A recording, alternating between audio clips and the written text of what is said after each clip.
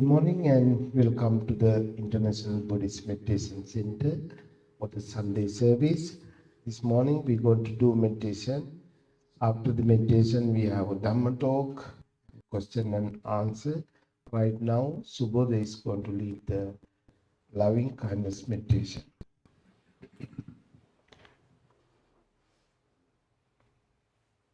Let's get into a comfortable position. Close our eyes and take 3 long, deep breaths.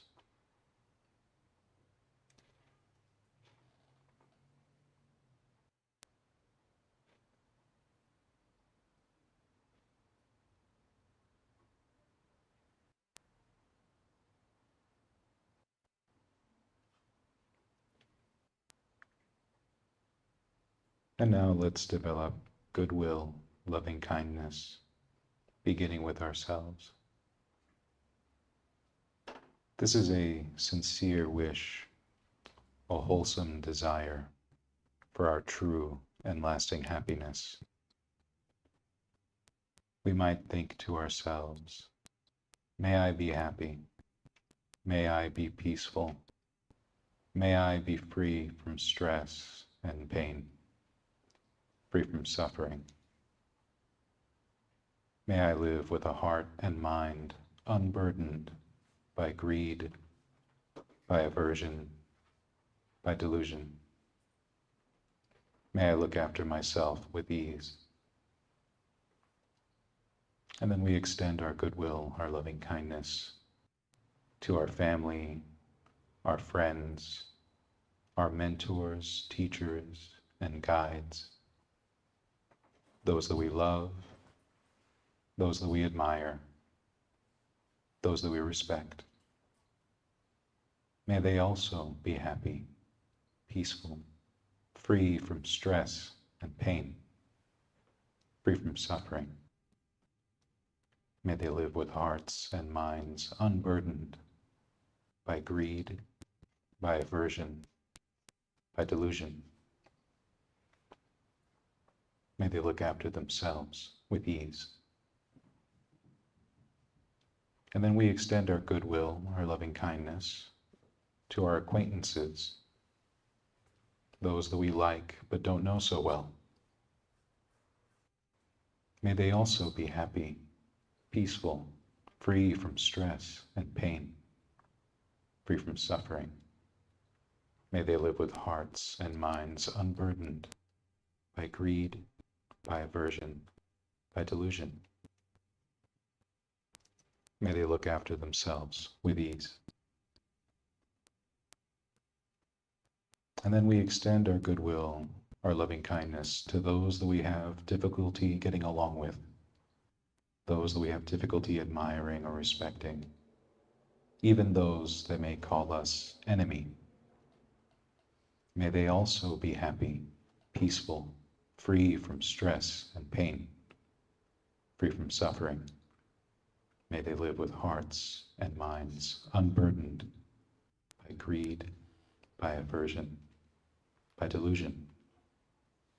May they look after themselves with ease.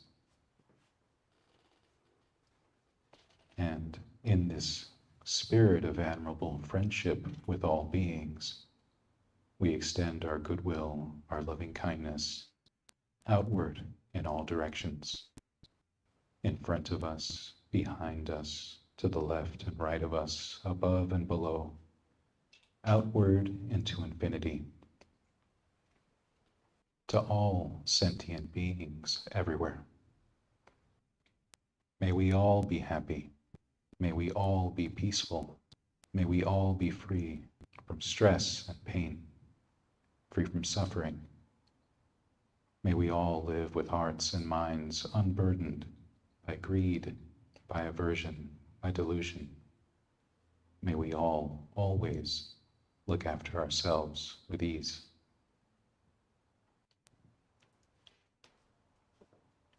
And so now, with our hearts and minds uplifted with the goodwill, the loving kindness we have cultivated, let us turn our attention to the breath. Ardent, alert, mindful, setting aside greed and distress with reference to the world. We bring our full attention to the breath coming in, the breath going out. Being intimately aware of the quality of the breathing, whether the breath be long or short, deep or shallow, fast or slow, heavy, light. Ask yourself what kind of breathing would be the most refreshing right now, and see how the body responds.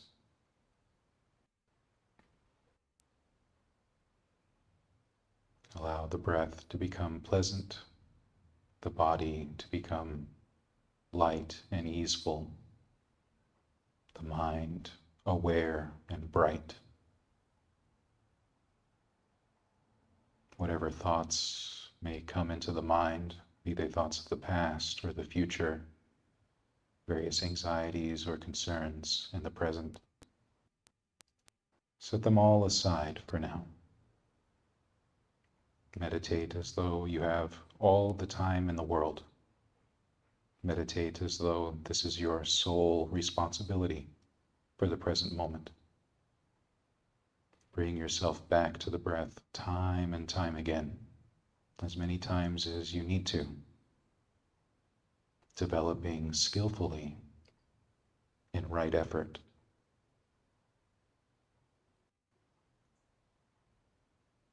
So let us continue in this activity, meditating together on the breath, using the breath to unify body, heart, and mind in the present moment. Continue in this skillful practice until you hear the bell.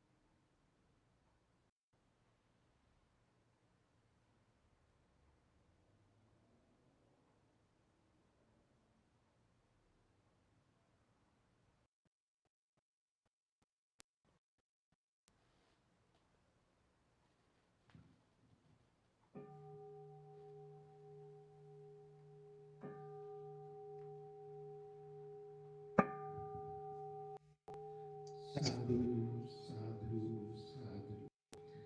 Thank you, Subodha, leading the meditation. Right now, Dhamma talk time. Today I will speak also, Subodha. Subodha, you can start your Dhamma talk right now. Thank you, Bhante.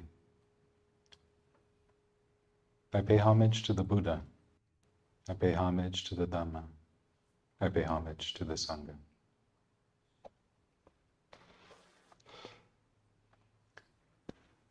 So I apologize if you end up overhearing a man and woman who've been arguing all day, some neighbors that we have. You sometimes hear a little bit. They were especially loud today during our meditation. Part of the joys of being a meditator at a temple in the middle of Los Angeles.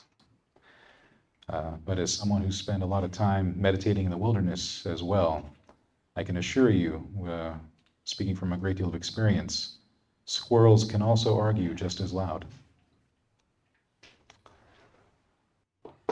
So today I wanted to talk about something that was asked last week, actually. We had someone ask a question about Mada, asking if Mada is real. And if you don't know who Mada is, he often gets equated to like the Christian devil. So he's like the Buddhist version of the devil. And, it's not necessarily off the mark. If you look up the meaning of Mada in like a Pali English dictionary, it'll tell you that Mada means the evil one, the tempter, death personified. And when the question was asked, the response that was given is very similar to what I hear from a lot of contemporary Buddhists nowadays, which is, well, just, it's a metaphor, right? And that's not necessarily wrong. I just think that that alone is too quick and too easy an answer, and loses some of the depth that I wanted to expand upon today. And I thought at first too, I would also talk about my own experience with things that perhaps are seen or unseen, exist or don't exist, things like that, because the question made me think about that. I, from a very young age, was a very spiritually minded person. I grew up in a household initially that didn't have any religion. Like, my biological father was not religious in any way. My mom vaguely had a belief in God, but also reincarnation and a lot of stuff. And she had a Bible that she would thumb through every once in a while, but it wasn't anything that was emphasized at all. But I just felt very spiritual about things, like even my very, very first memory, the very first memory I have is just what I can only call a religious experience of looking up at eucalyptus trees swaying in the wind. It's my very first memory that I have. And who knows when that happened? My memories go back pretty far, so I was probably around 2 years old. I know one of my mom's friends was holding me, and I was tilting my head all the way back and just looking at eucalyptus leaves just moving through the wind. And that felt very spiritual and religious to me. And as I got older, around 6 or 7, my mom was starting to remarry, and she was marrying a man who was Catholic, kind of. He came from a Catholic family, but they wanted to be married in the church. So all of a sudden, it became very important that my mom was Catholic, I was Catholic, and my sister was Catholic. And so then I was thrust into Catholicism, the big, giant churches, the incense going down the aisles, seeing all the saints in the windows, the stained glass, seeing Jesus there up on the cross, and that was a really cool experience too. And then around 8 years old is when I got introduced to Buddhism through the movie Little Buddha, right? So from very early on, I had these little moments of spirituality, a lot with the Catholic Church, but the weirdest thing happened, I think, which is at 8 years old, when I was really impressionable. It's not like I went to the Catholic Church and then I was like, wow, Catholicism. I went to the Catholic Church and I was like, wow, religion. And I got really curious about all kinds of religion. I remember my mom taking me to the library so I can get as many books as I could get and explore all kinds of stuff. And I wanted to believe everything. Every god, every goddess, every angel, every saint, every demon, every ghost. And I also at that young age, had what I might call some spooky experiences. And since Halloween is just around the corner, not that you could tell, you go to every store and it's Christmas, but Halloween's around the corner, so maybe it's time for some spookiness, you know? I remember being a little kid and seeing ghosts. That's what I called them, you know, because I'd be alone at night in my bedroom. I'd see the shadows, and the shadows seemed to move. And sometimes weird things would happen. You know, I was around, I don't know, maybe 10 years old, and I had a TV in my bedroom, and I had a radio, like a stereo in my bedroom, and all kinds of cool stuff for someone that age. It was kind of neat. But every once in a while, the TV would turn on by itself. It'd be in the middle of the night, I'd be sleeping or at least dozing off, and the TV would just pick right up all by itself and be static. Or I'd be, I remember one night this was a little older, I was in high school and I was playing video games. I was wearing headphones and I had my headphones plugged into the TV so it wouldn't make any noise. And then all of a sudden my dad barges into the room and I take my headphones off and I'm like asking what? And he turns, he says, "You have your stereo on." But the thing is I hadn't turned on the stereo. Now, another thing that happened when I was around 6 years old, to this day, still kind of spooks me. I don't know what it was. One time when I was 6, I woke up in the middle of the night and I saw this red figure in the doorway of my room moving closer to my bed, right? And I open my eyes and I see this thing coming. I get really scared and I close my eyes. I open it again. It's still there coming. I close my eyes, open it again, and it's still coming. And it wasn't until it was towards the edge of the bed that I popped right up and looked it square in its non-existent face and told it to go away, and then it did. And I thought that experience was over. But several years later, living in a new house, not anywhere near that one, I'm sitting with my mom, my uncle, some other family members, and we're all telling each other ghost stories. And my mom decides she's going to tell something that happened to her. And she talks about one night in the house we were currently living at the time. She woke up in the middle of the night and she couldn't move. And she looked up at the ceiling and saw a red figure made out of light or mist. She described the exact same thing I had seen. I had never told her about that experience. And when she heard all of that, she got, scared, and like I got scared because we had seen the same thing separate from each other, had never told each other that story. To this day, no explanation. Just creepy. So I bring all that up because as a kid, when I was young, teenager and everything too, I just was a believer in everything. And the universe seemed to respond. Whatever I believed, the universe would show me that. If I believed in signs and divination and intuition, the universe seemed to provide that to me. If I believed in various gods, it seemed as if the gods spoke to me in some way, even silently as a voice in my own mind, maybe in my own voice, maybe in the voice of others. And the same with all the spooky stuff. And I say all of that for one simple reason. When I came to Buddhism, it's not because I was leaving anything else behind, right? I came to Buddhism and I saw that Buddhism itself had all the same things. I was practicing religions like Wicca and Druidry as a kid, and there were a bunch of gods and goddesses in that. And I opened up Buddhist texts, and wouldn't you know it, what did I find? Gods and goddesses, right? I come from a family that believes in all kinds of demons and ghosts and all kinds of stuff like that. You open Buddhist texts, and they're all there too. Hungry ghosts, different kinds of demons, tempters like Mata that are there in the stories. And so when I was a young boy believing in everything, I opened those books on Buddhism, heard various folk tales and stories, and believed all those too immediately. And I just had in my head this happy little world where all the religions were true, all the religions taught things that were useful, and I wanted to practice all of them. I was this weird teenage boy that considered myself mostly a mystic. I wouldn't even call myself a Buddhist or a Druid or a shaman or whatever, or a Christian or a Catholic, because I didn't want to be pinned down, because I wanted it to all be true. But at some point, Buddhism won out. And why? These days, we often get told that Buddhism is a very secular, scientific religion. There's no spooky side to Buddhism. There's no mystical side. There's no gods or goddesses. It's all just science of the mind. But the thing is that I became a Buddhist before anyone told me any of that stuff. I came to Buddhism not because of that, but because of things like the Four Noble Truths and the Eightfold Path, which seemed so significant, so readily obvious, elegant. The Eightfold Path itself was an elegant path that laid out a way to be, right? I know that in the West, a lot of people, they practice different religions and then they fall out of love with said religion, or perhaps they never had love for it anyway. It was something their parents gave them. It was thrust and forced upon them. It was a story or a narrative that they didn't want to be a part of and they broke away.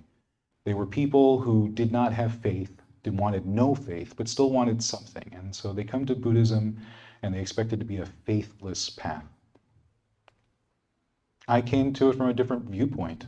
And luckily so, because the Buddha does talk about faith. He does talk about having belief and conviction in things. But it's not in the gods or ghosts or demons or anything like that. It's faith in him and the rest of the triple gem, the Dhamma and the Sangha, and faith in oneself and the qualities that one can develop. And when we look at the texts, what I find really interesting is that what we see is that the texts themselves don't ever struggle with belief in that way. Does this exist? Does that exist? In fact, the Buddha was against that very type of philosophizing, even about oneself. There were people that would approach him and ask, what exists and what doesn't exist? Do I exist? Do I not exist? Do I have a soul? Do I not have a soul? Am I of this nature or of that nature? And he would always tell people, that's not worth asking. Set all that thinking aside, set that philosophizing aside, and simply follow the ethics of it all. Look at your actions. What are you doing right now, and define yourself by that. So if the Buddha wouldn't even entertain you asking questions about your own existence, how might he respond to someone who had come up and asked him, hey, does Mata exist? I think it would probably be in the same vein. That's really not the point. And when we look at examples of Mata, he is exactly as defined. He is evil, he is a tempter, and he is death personified. I find that really fascinating because when you look at that word Mata, it has all kinds of permutations in Pali itself, used as the root for all kinds of words that are around death. Even Madaka, meaning someone who's a killer or brings death. And every kind of other term you can see, there's like, death as a fetter, death of this, death, this kind of death and that kind of death, and all with Mata, Mata, Mata. You look at that part of the dictionary in Pali, and there's a whole slew of words all around that. And then we can ask ourselves, does evil exist in the world? Yes. Does temptation exist in the world? Yes. Does death exist in the world? Yes. So, does Mata exist? Yes. Now, is he some kind of boogeyman that's going to chase you? Like, for example, the other night, my wife and I decided to watch a movie. And these days, I don't know what's gotten into my wife. I think I created a bit of a monster here. She used to hate horror movies. And then when we first met, I was like, but horror movies are really fun. And so I showed her a couple, and then she got hooked. And so now, these days, I'm not even really in the mood to even watch a movie, period. But I'm like, oh, let's put something on like light and cheerful. And she goes, no, let's watch something spooky. I want to see some ghosts today. And I said, okay. And we ended up watching this movie called Krampus. I don't know if you're familiar with who Krampus is, but this is another figure from folklore. He's like the dark side of Santa Claus, especially in parts of Europe like Germany, where, good boys and girls, they get gifts. And these days we'll say, oh, bad boys and girls, they might get some coal in their stocking or whatever. Not in places like Germany. No, Krampus comes instead, and he's a giant goat man with big horns and hooves, and he's got a big bag he's going to throw you in and beat you with sticks and then take you to hell, Sleep tight. And so we were watching that instead, It's like, well, in our minds, we might imagine that Mada works that way too, that we open the texts and the Buddha and his disciples are just meditating together in the woods, and then some big giant goat demon starts running at them. And that's not actually what we find. What's often the case is that a monk or a nun is sitting outside in the forest somewhere, practicing on their own. And either someone else comes up to them. It could be a merchant, it could be, like a courtesan, it could be someone of wealth, it could be a beggar, it could be someone from another meditative tradition who comes upon them and says like, hey, what you're doing is such a waste of time. Like, why would you be here in the middle of the woods doing all this? Don't you want to be back in the village where a lot of different stuff is happening, or the city over there, and maybe do that? Or don't you want to give this all up? Like, you're young, you're healthy, you could be doing anything with your life. Why are you doing this? And other times it's just a voice in their heads. There's no one there. There's just a voice telling them to have doubt in the path, to have thoughts of sensual desire, to have thoughts of ill will, to feel restless and anxious, to be slothful and uncaring, to have serious doubts about what they're doing. In those cases, sometimes the monk or the nun will just shrug it off or maybe give into it. But what's interesting, though, is that when that same monk or nun has the Dharma eye open, when they're no longer identified with the aggregates, they no longer take any I, me, or my making in regard to form, feeling, perception, volitional fabrications, consciousness. It's when they've let go of all of that, that's when they exclaim, I see you, Mada, and then go on with their practice. And sometimes we see examples where it's a nun practicing alone, and it's someone trying to instill fear in the nun. Look at you out here, nun. You're a woman alone in the woods. No safety, no family, things like that. You hear those kind of stories. And so you start thinking about what Mada represents as a tempter, and it's someone who's trying to dissuade you from the path. And remember what the path is for. We practice for the sake of attaining the deathless. That's the word, the phrase that the Buddha used for nibbana, liberation, true freedom, true happiness and peace. He called it the deathless. And so if you're trying to attain something that's deathless, what would the enemy be? Death. Death personified. And how might death present itself to you? So I have one example that I wanted to share today that's from the Tathagata, which is the poems of the elders. And the particular one I wanted to share, I was going to bring my physical book, but then I forgot it. So I got to read it off my phone like a millennial. But this is Tathagata 7.1, Sundara Samutta, right? So Sundara Samutta is a monk, right? He was a monk during the Buddha's lifetime. And what the commentary tells us is that he was a young, good-looking monk. And his mother was especially sad and distraught that he had decided to be a monk. He could have been anything and had whatever kind of life. And he went off into the woods after listening to the Buddha. The Buddha gave some sermon, and then he was moved and just decided he was going to go give everything away, leave his lay life behind. At that time, in the Shramana tradition, it was believed that if you had chosen that, you basically decided to die early. You had killed your previous life and entered into the life of a renunciant. So his mom was very, very distraught.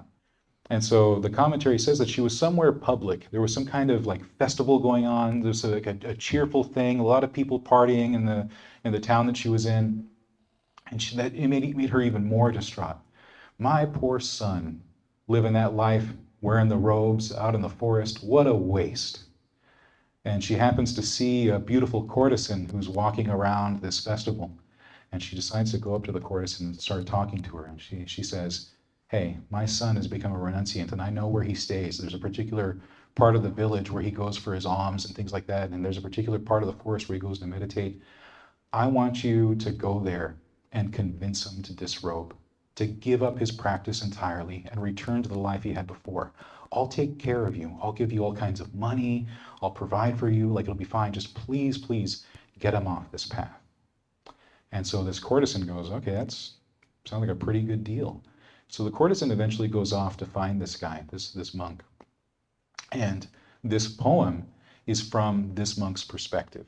He's talking about how he experienced this moment. And so Sundara Samudha says, ornamented, finely clothed, garland, adorned, her feet stained red with lac. She wore slippers, a courtesan.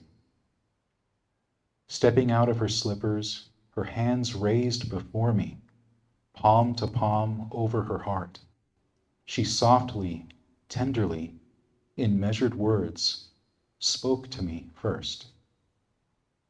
You are young, recluse.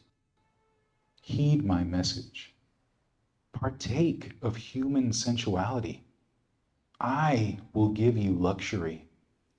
Truly, I vow to you, I will tend to you as to a fire. When we are old, both leaning on canes, then we will both become recluses, winning the benefits of both worlds. And seeing her before me, a courtesan ornamented, finely clothed, hands palm to palm over her heart, like a snare of death laid out. Apt attention arose in me. The drawbacks appeared. Disenchantment stood at an even keel. With that, my heart was released. See the Dhamma's true rightness. The three knowledges have been attained. The Buddha's bidding done. And so that's Sundara Samudha's poem that he wrote as an elder of the Theravadan tradition, someone who attained liberation. What I find really fascinating about this poem is that it is an example of Mara, without Mara being explicitly stated, not as some boogeyman coming out of the shadows, but as a human person tempting him off the path. How does he describe this courtesan? Death, a snare, a trap, a temptation. I see you, Mara, he says without saying it. And I think it's important to view the fear of death in Buddhism in that way. You know, oftentimes in the West, when we start practicing meditation, we hear of different death contemplations, and we often get them confused with other kinds of meditation. We often think that foulness of the body meditation is death meditation because it might involve looking at corpses in decay or thinking about what happens to the body as it decays, what the body is filled with, and so on. But when the Buddha was teaching on death, he was always teaching about the time that we have in this life to make a difference, to free our own minds and hearts. He always framed it in that way, that because life is so transient, you never know how many tomorrows you have. You only have right now. And so what was this courtesan promising? She's coming to someone who has already renounced the world, living as a mendicant, giving up everything else in pursuit of the deathless. And she's saying, put it off. You're young. You've got time. Enjoy life. And she's a courtesan, so she's like, enjoy me. Oh, cool. But all of that to say, you have more time. And he recognizes Mara there, death personified there. There's no guarantee I have time. I just have right now. And so he uses that to then, as he says, look at the drawbacks. Oftentimes when we see something alluring, and he paints a picture here, beautiful courtesan wearing all kinds of nice clothes, stepping out of her slippers, she has painted feet, all the stuff that would in that time and even now be very alluring to especially a young straight man, right? And he says, I see the drawbacks. That means he also saw the allure. But that means that as this interaction was happening, he was doing something very important. He was watching his own mind. That means he was watching how his mind was responding to this interaction. He was looking at what was arising. He was looking at what was passing away. He was looking at the allure. He was looking at the drawbacks. And then, very importantly in his case, he looked at the escape and actually achieved it, had a heart and mind liberated as a result of this interaction, when many other people might have fallen astray, fallen off because of this, would have become defeated because of this. And he did something very different, right? The thing that certainly monks should aspire to, but for those of us as lay people still living in quite a bit of sensuality in our day-to-day living, and quite frankly, in our modern times, probably plenty of monks also fall into this too, all the more important to take to heart this lesson, that everyone we interact with, and also the voices in our head, every single interaction is like an angel and devil on our shoulder. Every moment. The Buddha said as much, that when he was a bodhisattva trying to achieve liberation, he was constantly looking at his thoughts, constantly looking at what was coming up in his mind and his heart, and trying to decide, trying to know what was skillful and unskillful, trying to know what would lead to his long-term welfare and happiness, and what would lead him away from that.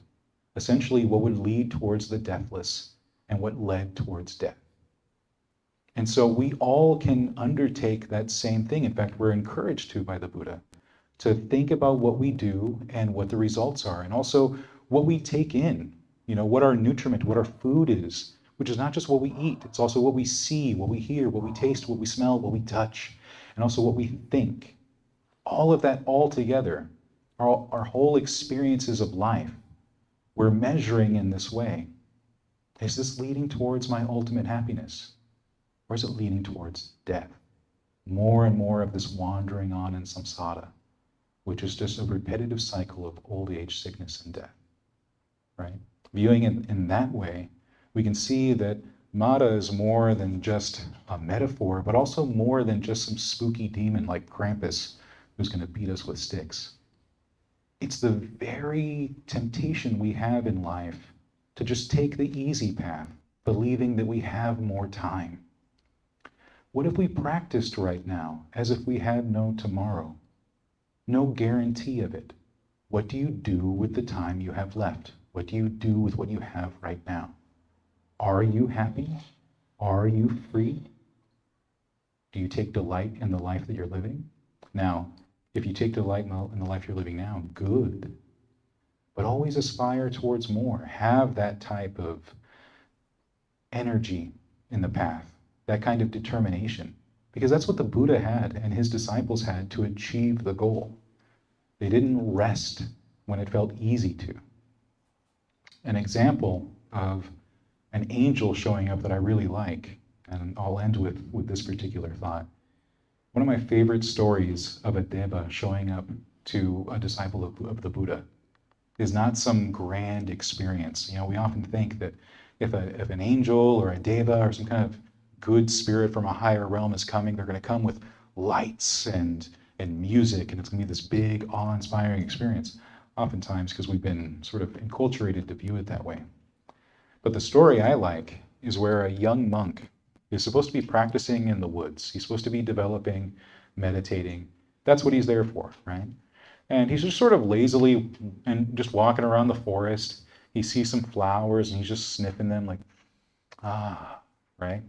What a delight to just hang out and do nothing, right? And just smell the flowers. And then he hears a voice say, "Hey, thief, look at you stealing the fragrance of the flowers with your nose, with your nostrils, just sucking them up. Look at you, you lazy monk. What are you doing?" And then he turns around like, what's going on, right? And it turns out that a deva had decided to pay attention to him and see that he was just kind of messing around. And I love this idea that he was stealing the fragrance of the flowers rather than practicing. Like, look at you stealing the fragrance with your nose. Rather than watching his own mind, he was just sniffing the flowers and not paying attention to what he was doing. Another example, real quick, before I end, is this example of another monk who's practicing in the woods again. Because remember, this is the early days of the Sangha when that's what monks did. They didn't spend a lot of time in the city unless they were looking for food. And so he's up in a hill somewhere and he can see the village down below. And again, it's another big celebration. There's all kinds of stuff happening. And he's just lamenting. He's just like, man, I'm just sitting here cross-legged on the ground. And over there, there's probably like cake and drinks and stuff, and maybe a courtesan or two down there too. All kinds of stuff is happening. And I'm just up here in the woods, just meditating.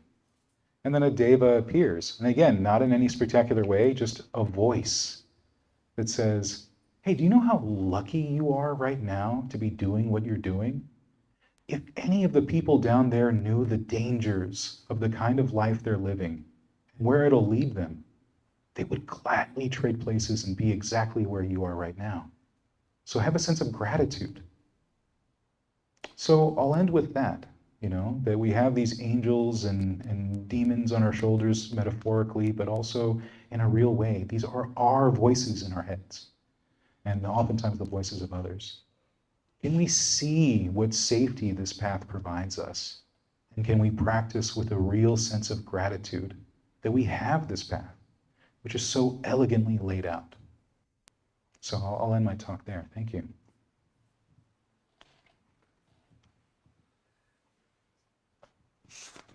Thank you, Subodha. Any question, any comment about the matter? I have some talk. Yes, Paul. Go ahead, Paul. No, you are start. First of all, it's beautiful to see a full house. I really miss you guys when I don't get to see you. So it's Thank you, Paul. And that was a beautiful talk. I knew a wise man who once may have said, if somebody asked him if that stuff was real, he might say, you don't want to know, and then get them to meditate. But that being said, the people do suffer. I have a respect for the trouble they can get into. And what I would like you to do is please comment on the relief that taking refuge in Sangha can provide, and also the relief that association with people who practice can provide for these things. So I'll put it this way. Like I said, in my life, I've always been someone spiritual, someone religious. I always saw the beauty in nature, saw the beauty in people. I loved going to different churches and temples and things like that. But I never really felt like any of those experiences fundamentally changed me. I always felt like just the same knucklehead making the same kind of mistakes, right? And as I was saying, the Eightfold Path is so elegantly laid out. It's so clear on how to apply it and follow it once we get the hang of it, right? But certainly compared to a lot of other religions where that's not really emphasized. It's either you're taking orders from somebody or it's a free-for-all and you kind of do whatever you like. And there's plenty of middle ground there, but I never see anything else like what the Buddha has provided in the Eightfold Path, where when it's applied, I started seeing immediate results. And I think the big relief came to me when I finally felt like I was practicing in such a way that I had become someone not only that I liked, but that I trusted, right? Because that's the real thing, is that like I felt like I was just sort of fumbling in the dark and kind of accidentally hurting myself and hurting other people all the time, not in any big ways, because, like everyone else here, I'm just a normal guy. I would get into relationships and they'd get messy, and I'd have family issues and that would get messy and that kind of stuff. But I eventually got to a point where I felt like, okay, good. Like, if I am not yet, I am certainly becoming a person of integrity, someone that I can trust myself to be around others, right? I felt safe, right? And as a very large man, I'm kind of around the kind of 6'1" sort of area, depending. I might be shrinking. I'm getting older now, but like I am a bit of an imposing figure. Like I remember being 14 years old, walking in my neighborhood in the dark and seeing a grown woman cross to the other side of the street because she saw me coming. Because in the dark, I just looked like danger, right? And that kind of stuff always weighed really heavily on me, that I know I have a very deep voice. I can be very angry looking when I don't mean to be. I'm not always in control of my face. I can kind of come off intimidating. If I don't now, good, I'm doing the right work. But I've always wanted to be gentle. One of my big heroes is Fred Rogers, Mr. Rogers, right? One of my other heroes is Bob Ross. I like quiet spoken, gentle people. I've always aspired to be one. Years ago, at the beginning of the pandemic, one of my good friends passed away, Dean, who was one of those people. He had the gentlest eyes. When he smiled, it's as if he was seeing right into your heart and just liked exactly what he saw, right? Just a truly beautiful person. And I can't describe how gentle he was and how he treated everyone. He just exuded wisdom. And it's so sad that he's gone, but I at least got to know him. And in knowing him, I aspired to be like him. And that's what I find in the Buddhist path, a way of being that kind of gentle, that being that kind of harmless and blameless. That's the Buddha's words for what it means to develop the path. You become harmless and blameless. And that, I can't tell you what kind of relief that is to be in a community that fosters that at the core of the teachings emphasizes that. So when we take refuge in the Buddha, the Dhamma, and the Sangha, we're taking refuge in that real possibility to live that harmlessly, to be gentle in everything that we think and say and do. And so that's why I feel relieved to be on this path. All right. Any question? Any comment? Looks like a no, eh? So I want to say a few things about the Mara. In our culture, I'm coming from Sri Lanka, in our language, most of the time we use, in Western people, we use, oh my God. We use Mara more than that word. For good thing and bad thing, both. You say, oh, it's a Mara. Words using for the good thing also, bad thing, mostly bad thing, but you use sometimes good thing also. It's like it's a Mara sound sometimes. It's a big sound, we call Mara sound. Or it was very Mara today. Something like that. Something surprise coming is like we call Mara. I believe mostly Sri Lankan, Indian, all the countries they use. It's another one we use like accident. We call Mara accidents. Like all the time Mara. Another one is very popular, Mini Marua. It's a Maru meaning Mara, Mini meaning the body.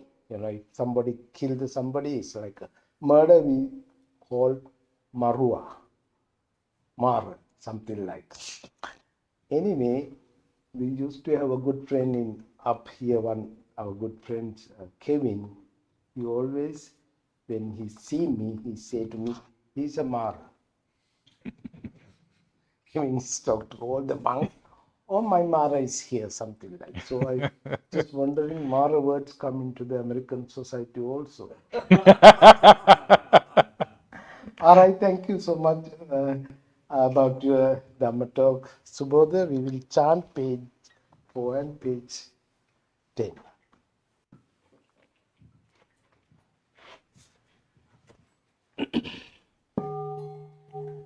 Namo tassa bhagavato arahato samma sambuddhassa.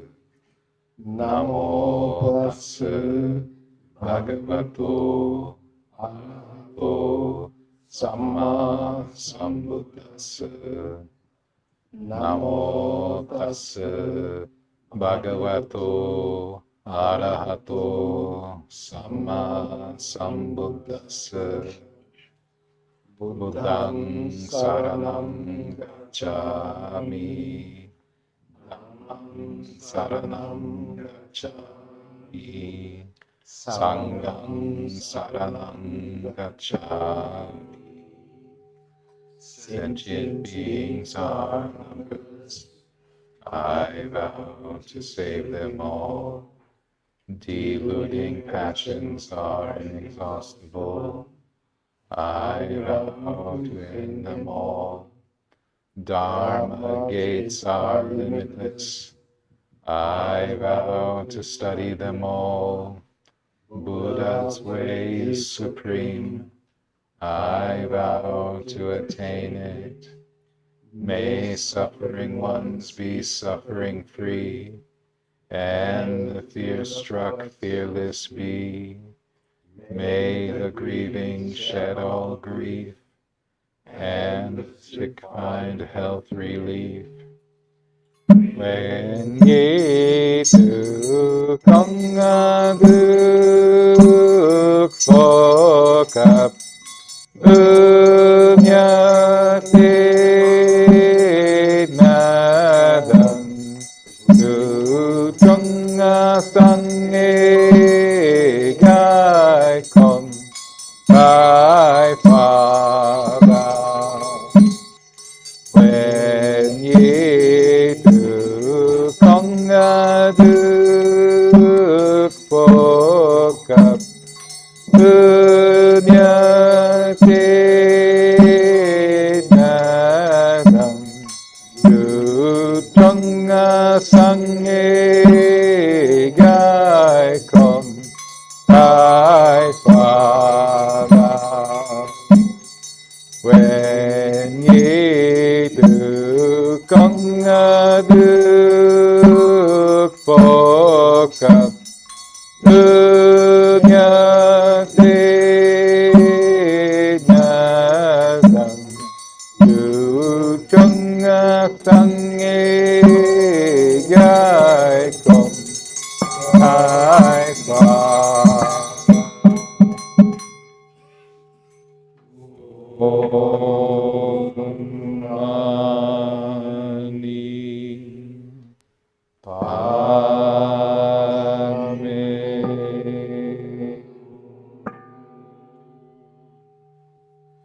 Thank you again, everybody, and we have a tea and cookies. And thank you, Subodha. Coming Sunday, 26, Kashanti is going to give a Dhamma talk. So please come and join it also. I think that's only the announcement right now. By the power of the Buddha, Dhamma, and the Sangha, you all be well and happy. Sadhu, sadhu, sadhu.